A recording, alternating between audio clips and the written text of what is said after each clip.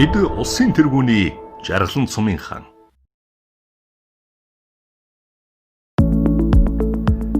Монгол Улсын засгийн газрын 2009 оны 193 дугаар тогтоолоор батлагдсан Улсын тэргүүний сумын болзлын шалгуур үзүүлэлтийн дагуу 2 жил тутамд Монгол Улсын 21 аймгийн 360 гаруй сумдаас шилдэг сумыг бүс бүсээр нь тодруулдаг. Орхон аймгийн жаргалан сум нь шилдэг сумын болзолт уралдаанд оролцохоор 2010, 2012, 2014, 2016 онуудад материал бүрдүүлж хөрвүүлж байсан. Сумын засаг даргын 2019 оны 10 дугаар сарын 8-ны өдрийн А155 захирамжаар ажлын хэсэг байгуулагдсан. Улсын тэргүүний сум шалгаруулах журмын хүрээнд 19 зүйл шалгуур үзүүлэлтийн дагуу материалаа бүрдүүлэн 2020 оны 2 дугаар сарын 20-нд хангайн бүсийн ажлын хэсэгт хөрвүүлэн ажилласан.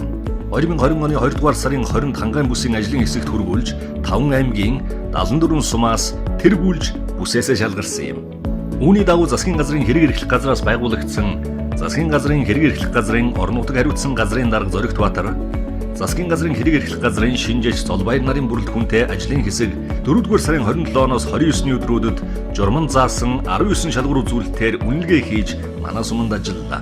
Жаргалан сум улсын тэргүүний болоход дараах үзүүлэлтүүд нөлөөлсөн юм. Нийгмийн салбарт өрхийн амжиргааг дээшлүүлэхэд чиглэгдсэн малжуулах хөтөлбөрөөр сүүлийн 3 жилд 62 өрхөд 381 толгой үхэр үлдээж ашиг шимээ өгч байна. Ногоочдыг дэмжих хөтөлбөрийн хүрээнд 130 өрхийн 98.8 га талбайг хамарсан торон хашааг улсын төсвийн хөрөнгөөр хийж гүйцэтгэлээ. Газар тариалангийн салбарт 8 аж ахуй нэгж 261 өрх эргэлтийн 5029.9 га талбайд үйл ажиллагаа явуулдаг.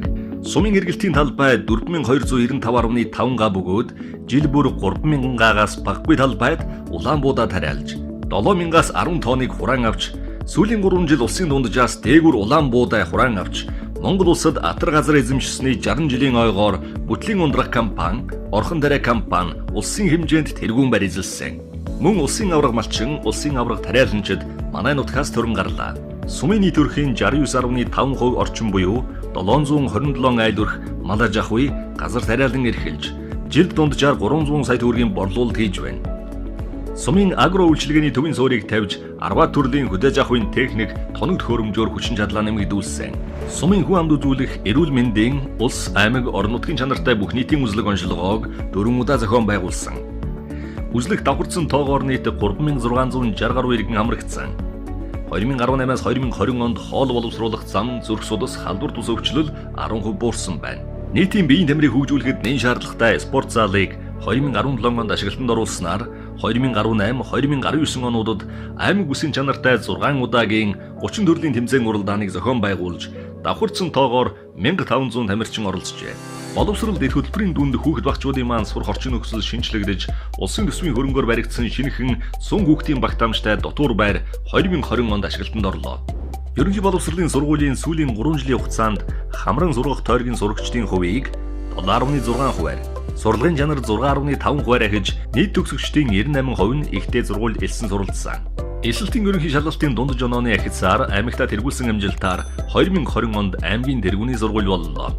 Сумын иргэдэд соёл урлагийн салбарт орон нутгийн хөгжлийн сангаас 81 сая төгрөгийн хөрөнгө оруулалт хийгдсэн нь үзэгчдийн болон ардын авьяаснуудын идэх оролцоо өнгөрсөн 3 жилд 20%-аар нэмэгдсэн дүнтэй байна.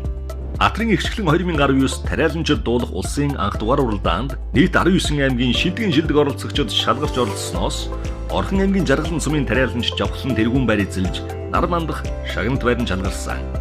Жаргалантчууд амар тайван аюулгүй орчинд амьдрах нөхцөлийг бүрдүүлэхийн төлөө сумын цагдаагийн хэсгийг 3 олон нийтийн байцаагчтай болгон цагдаагийн хэсгийн эргүүл шалгалтын шаардлагатай авто тээврийн хэрэгслээр ханган ажилласан нь хэм хэргийн гаралтыг бууруулахад дэмжлэг болсон. Хог хаягдлын менежментийг сайжруулах, дэд хөтөлбөрийг хэрэгжүүлсэний дүнд сум 2 ээлжээр ажиллах, хог ачид зайлуулах 2 тээврийн хэрэгсэлтэй. Тосхон тогтцолт ногоон байгууламжийн 3 ажилтнтай болж олон жил асуудал болж байсан төвлөрсөн хогийн цэгийг шинжилэн байршуулад байна. 2017-оос 2020 онд ажлын байрны сул орон тоонд болон шинээр бий болсон ажлын байранд нийт 67 иргэнийг байнгын ажлын байр, 808 иргэнийг төр ажлын байраар хангаж хөдөлмөр эрхлэлтийг дэмжин ажиллажээ. 2018 онд хөдөлмөрийн насны 1715 иргэнээс ажилтай 1087 иргэн, ажилгүй 628 иргэн, 2019 онд хөдөлмөрийн насны 1880 иргэнээс ажилтай 1237, ажилгүй 489 иргэн байгаа нь ажилгүй иргэдийн тоо өмнөх оныхоос буурсан үзүүлэлттэй байна. Энэ бүх үзүүлэлт нь Монгол улсын шилдэг сумаар нэрлэгдэх гол шалтгаан болсон. Жаргаланчууд бид улсын тэргүүний сумаар шалгарч туг өргөмжлөл 100 сая төгрөг хүлээн авсан тэр түүхэн цаг хугацааг насан туршдаа мартахгүй. Шагналын мөнгөнд сан зарцуулах талаарх нээлттэй санал асуулгыг Жаргалант мэдээ мэдээлэл хуудасаар цахим орчинд дамжуулан нутгийн иргэдэд явуулсан нөхцөл байдлыг үндэслэн өөрийн хугацаанд багуудад шаардлагатай байгаа дараах ажлуудыг төлөвлөн хийж байна. Жаргалант сумын халуун усны барилгын гадна болон дотор засвар, сумын 3 замын уулзварт угтах самбар, Улаан долгоо багийн хүүхдийн тоглоомын талбай засварлага, Дулаан уул багийн уртын аманд малын дарилга туулгалтын хашаа барих, Жаргалант багийн ажлын байрны хаалга сарвч шат засвар. Жаргалант сум маань өдөр бүр өнгө нэмж, иргэн бүр ажилтай, орлоготой, эрүүл энх байж, хүүхэд залуусын ирээдүй гэрэлтэй сайхан байх болтугай.